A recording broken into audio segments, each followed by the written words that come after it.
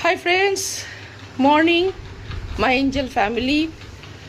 আজকে ব্লগটা আমি এখন স্টার্ট করছি, কারণ সকালে আমি খুব ভোরে ঘুম থেকে উঠি, কাজবাজ প্রচুর থাকে, সেই জন্য আজকে একদম ব্রেকফাস্ট টেবিলেই তোমাদের সাথে দেখা করছি।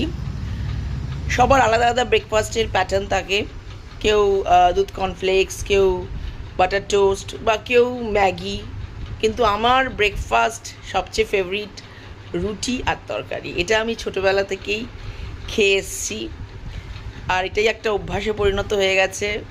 অন্য কিছু ব্রেকফাস্ট করলে মনে হয় না যে কিছু খেয়েছি, কারণ ভীষণ ভীষণ ফেভারিট আমার রুটি তরকারি।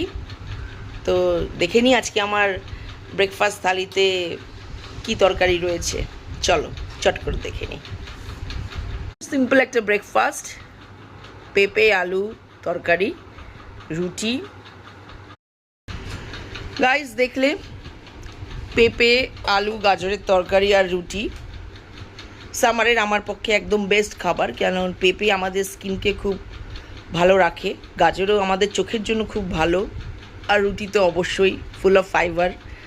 তো গরমকালে একটা হালকা পাতলা ব্রেকফাস্ট খুব পছন্দ, খুব ভালো। তোমরাও একবার টেস্ট করো এটা। চলো এবার খাওয়া যাক, টাটা।